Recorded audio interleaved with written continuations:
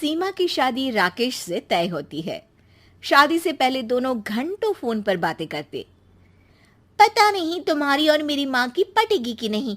अरे ये पहले ही सोच लोगी कि नहीं पटेगी तो मैं कुछ नहीं कर पाऊंगा। तुम कितने अच्छी हो जी। पता नहीं तुम्हारी माँ कैसी होगी। मेरी माँ बिल्कुल मेरे जैसी ही है। शादी के बाद सीमा राकेश के घर आ जाती है।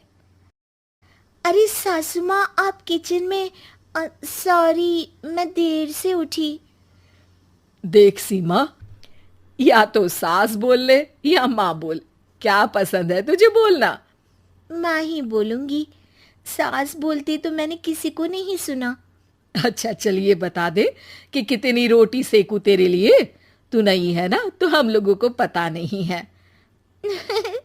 हूं तो नहीं, लेकिन इंसान हूं तो दो ही खाऊंगी। वो मन ही मन सोचती है, बड़ी आई ताने देने वाली। भला सास भी बहू के लिए रोटी बनाती है। हाँ बहू है तो तू इंसान ही, लेकिन मैं भी इंसान हूँ। पर मैं तो 3 रोटी खाती हूँ। पर चल कोई ना, अभी तेरे लिए रोटियां बना देती हूँ। सीमा वहां से चली जाती है। सब खाना खाने बैठते हैं कि सीमा कहती है, माँ, आप ना आज मुझे सारे घर का खाना पीना और हिसाब समझा दीजिएगा। कल से मैं घर संभाल लूंगी। अरे बेटा, तू कल ही तो ब्याह कर आई है। अभी कुछ दिन आराम कर, घूम फिर, घर तो सारी जिंदगी संभालना है। हाँ हाँ, पूरा घर खुद अकेली हड़पना चाहती है, तभी तो। अब नहीं नहीं माँ, अब ना जिम्मेदारी बड़ी है, तो जितनी जल्दी अपना घर संभाल लूँ उतना ही अच्छा है ना। आखिर है तो सब मेरा ही ना। अगले दिन सास एक पेपर सीमा को देती है। सीमा बहू, ये ले, सारा घर मैंने आज तेरे और राकेश के नाम कर दिया है। अब मैं तो चिंता से मुक्त हो गई। अरे माँ, इसकी क्या जरूरत थी? तू घर की बड़ी है। ये प्रॉपर्टी नाम करने को किसने कहा तुम्हें? सीमा डर जाती है कि कहीं सास उसका नाम ना ले ले। अरे बेटा, बुजुर्ग शरीर का क्या भरोसा।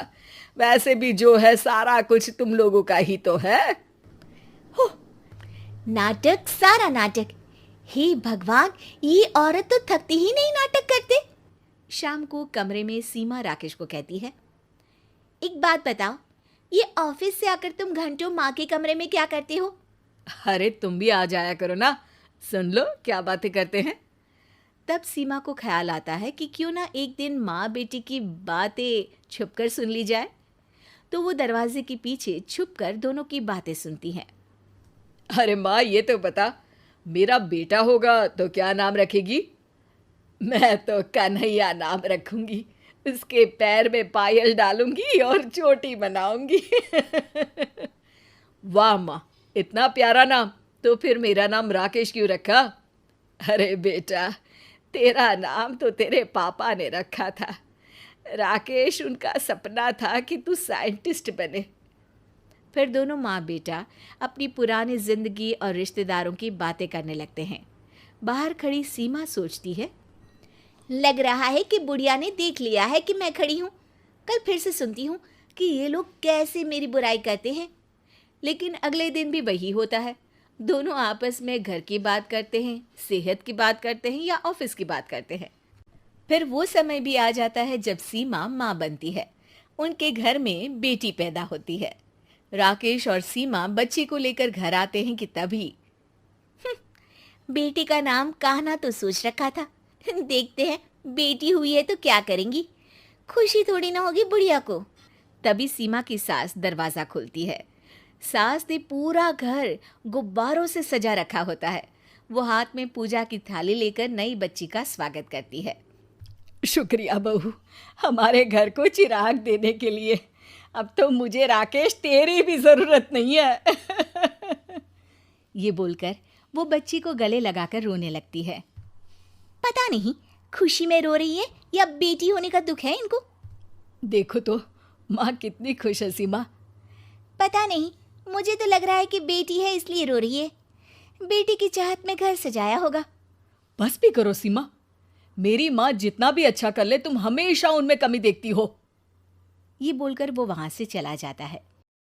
सीमा देखती है कि कैसे सास बच्ची को खिलाती पिलाती, उसका ख्याल रखती, उसके साथ पूरी पूरी रात जगती और बच्ची से बहुत प्यार करती। माँ जी, मुझे तो लगा था कि आपको पोता चाहिए जिसका आप कान्हा नाम रखती। अरे नहीं सीमा बहू, वो तो राकेश ने पूछा कि बेटा होगा तो क्या नाम रखूंगी। पर सच बोलूं तो मुझे बच्चियां ही पसंद है।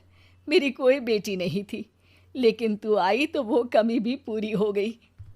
लेकिन छोटी बच्ची को पायल पहनाना, उसको काजल लगाना वो शौक तो अब पूरे हो रहे हैं। सीमा सास की बात सुनकर भावुक हो जाती है और उन्हें गले लगा लेती है। मैं समझती हूँ तुझे भी कि तू क्या सोच रही है। हाँ, क्या?